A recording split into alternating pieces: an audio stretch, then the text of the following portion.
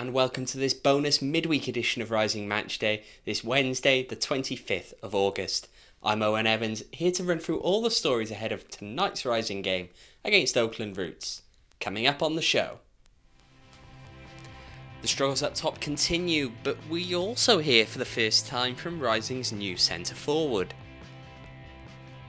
A couple of games on Saturday, let's take a look around the division. And a second trip to face Roots tonight. Here's what Rick had to say. But first, let's look at Saturday night's game.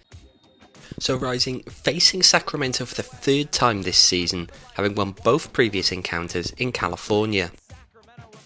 Not the best of games overall, this one just the one shot deemed to be on target in the first half, but not too much trouble for Andre Rawls in the Rising net.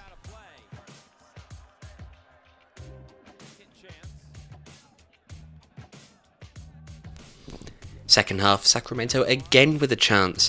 Mario Penegos sees his effort come off the post.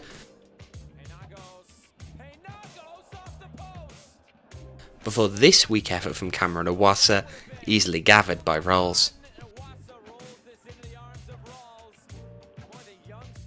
The next highlight, a save of the weak contender. Cameron Owasa's header at the back post parried away by Rawls late in the game.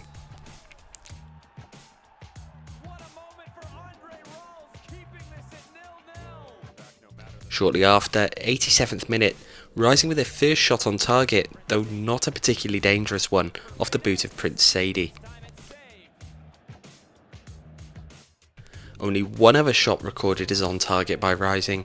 Arturo Rodriguez trying to cut inside sends this curling effort straight into the keeper's arms.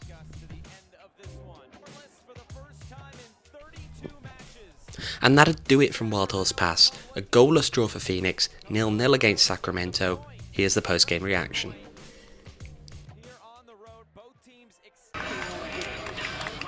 Defensively, we were unbelievable. I think Andre Rawls was fantastic. I feel like I made the right decision tonight to give him the game, and he stepped up. You know, there was moments where I think we got a bit frustrated, and we put our heads down, and there were some second balls that we let them have opportunities, and he saved our butts tonight. So we all owe Andre a very big thank you, and we've still got a lot of work to do. Tiring game, long game. Frustrating game a little bit. I think we had our moments. We had strong moments. We were really good in the first half. We battled in the second half. We really wanted 3 points, and I think we could have had 3 points there. At the end of the day, I'll take a point, take the clean sheet. Great work from the defense. We got a tough week up ahead, so we just got to put this one in the back of us and then focus on Oakland on Wednesday. First shot on target didn't come until the 87th minute. What wasn't clicking on the attack today? Oh, we didn't shoot. It's not that it's not clicking. Teams are playing with 9 guys behind the ball, so it's, we've worked on it this week and getting 5 on the back line, and then we weren't getting in crosses, we weren't getting guys in the box, they weren't committing, there were no cutbacks. And then when you get a team pinned back like that, you got to be willing to shoot. And I just think we're looking for the perfect opportunity to score rather than just letting it rip, and it's something that hopefully,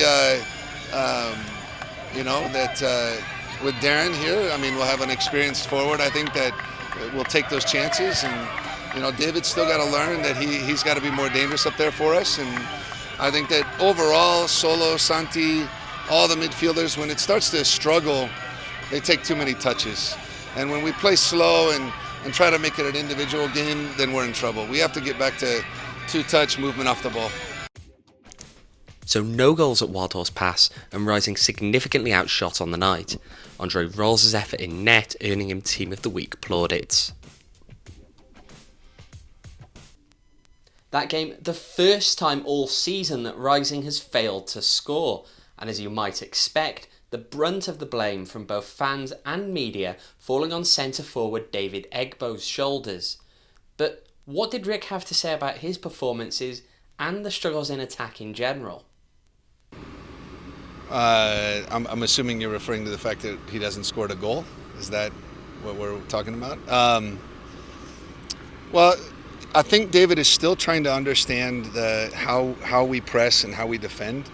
a lot of our opportunities come from teams that try to play out of the back, and when we allow them a little bit of time to play out of the back, they're not forced into mistakes and they're not expanded. So I think what we have talked to David about is when we're pressing that he's dropped a little too deep into midfield, and it changes the shape of the team. So it's not, our system doesn't need to change, our formation doesn't need to change.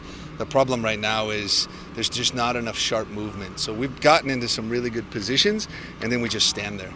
And that's what kind of all the guys understood. We watched the film yesterday twice, and I talked to a few players and I said, we're finding good spots, and David's finding good spots, but then he just stands there. And I mean, I could mark a player that doesn't want to move. So I think it's easier for these teams in a low block when we're not constantly interchanging and constantly moving. So that'll be a big focus for us, is our rotations. And then for David, he has to stay high. He has to kind of do more with less. And I think a lot of young players don't understand that. They want to touch the ball, they want to dribble, they want to be involved. So what do? They come back and ask for the ball all the time. And I think he's going to start to figure it out. We've always known that David is not a true target striker. He might be what we call a second forward. He'd be better possibly as a 10. But we had a great opportunity with Rufat, and David happens to be our second striker. So we've tried a few different things. We played Prince up front. His problem is his challenge is back to goal. He's not as strong in his back to goal game, so then you don't have any real target. But he does pose a threat running in behind. But you can't really run behind a team that's in a medium to low block, so it makes it difficult.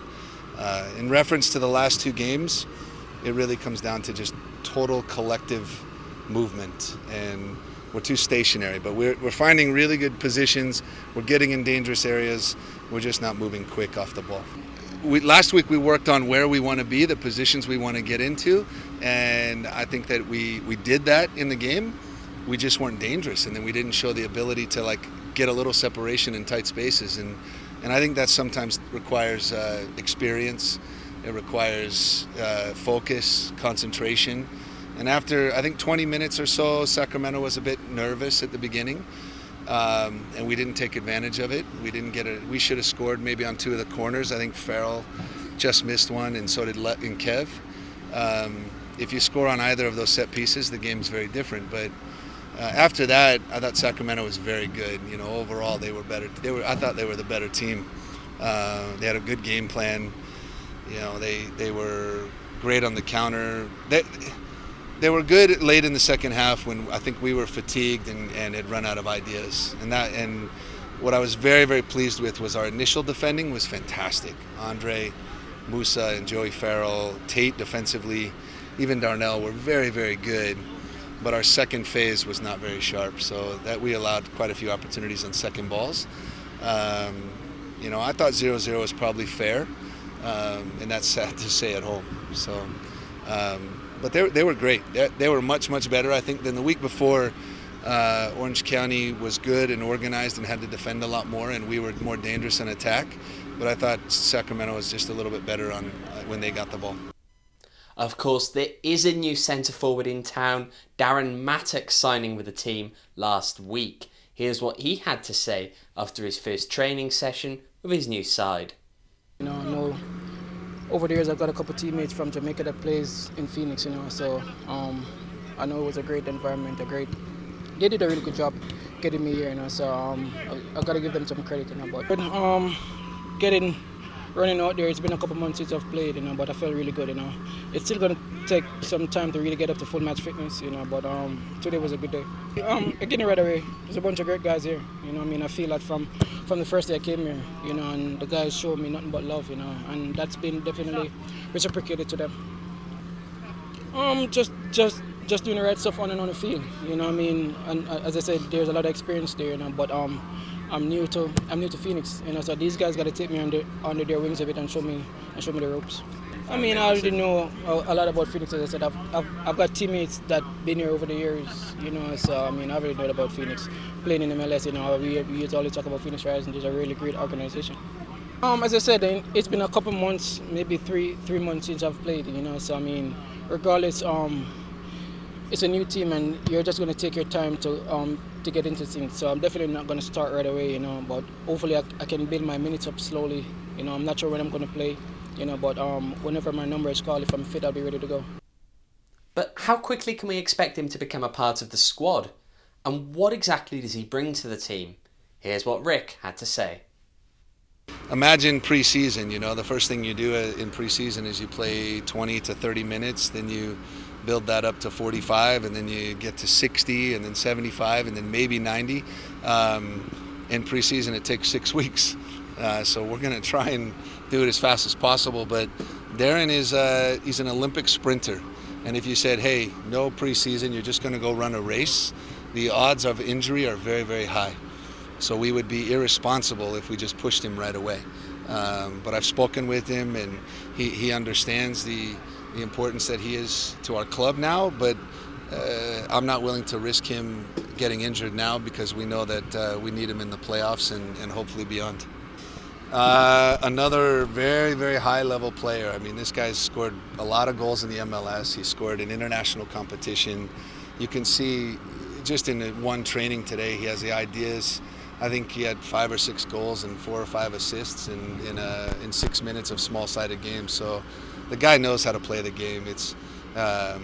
And he's extremely explosive. I mean, I haven't seen a lot of players. I would say he's probably. I don't want to get in trouble, Junior, because I love you, but I think he might be a little faster than Junior Flemings. So that'll give anybody an idea of what you're going to see. Well, looking elsewhere in the division now, Orange County faced its first game under its current name without Braden Cloutier at the helm. Here's Rick's take on his former counterpart's departure. I don't know the inner workings at Orange County. I like Braden a lot. He's a fantastic coach. He's become a friend of mine.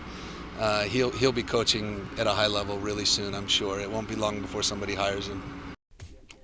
Well, let's look at their first match with interim coach Richard Chaplow down in San Diego. Tumi Mushabani adding to his tally from midweek, putting San Diego up 1-0.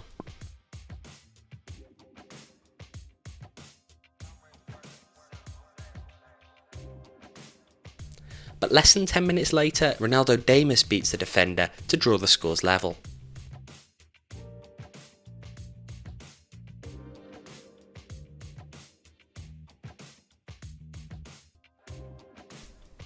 And then almost immediately, Sean Okoli launching an attack down the left, the ball just bouncing around in the penalty area before being turned in. Ruled an own goal by Jordan Chavez, OC winning it 2-1 on the night.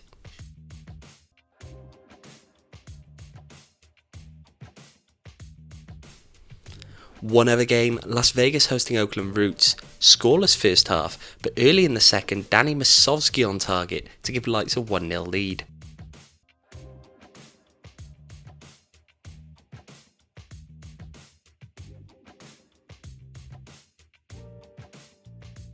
But much like that other game, a quick response. Jose Hernandez bringing the scores level within 5 minutes.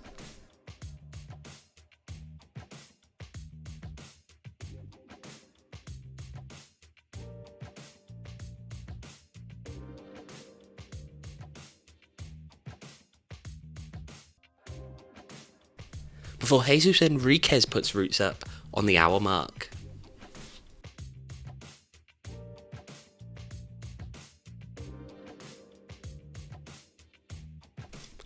One final insurance goal coming at Cashman from Jeremy Bokila, that one sealing it, Roots over Lights, 3-1. So looking at the standings, understandably not a lot of movement with few games. OC though returning into second place as both Tacoma and San Diego drop a spot. Oakland still playing catch up at the bottom, but hardly the gap that it used to be. There's only one other game prior to Saturday in the Pacific Division, Lights hosting LA Galaxy 2 on Friday night at 7:30. Well, tonight, Rising travelling for the second time to face Oakland Roots. Rick revealing earlier this week his side to be pretty relieved they were going to play on grass instead of the club's infamous turf. But what else did Rick have to say about tonight's opponent? Oakland's, I think, won 2 and tied 1 in their last 3 games. They've got Boquila's a very, very challenging forward. It's on the road. It's not an easy trip. It's not like a short flight. So it's going to be a big-time challenge. Last time we were there, we got away with a 1-0 win on the turf. Hopefully the grass, last I saw, was pretty nice there at the university or the college, and I think that, you know, every game we go into, we try to get 3 points. So hopefully we do well and can bring back 3 points for the fans. Well, that's all from me. Tonight's game, a 7 p.m. kickoff at Las Positas College. I'll be out there in California. Make sure to follow along with the social media accounts up here for the latest updates. Until then, enjoy the match. Goodbye.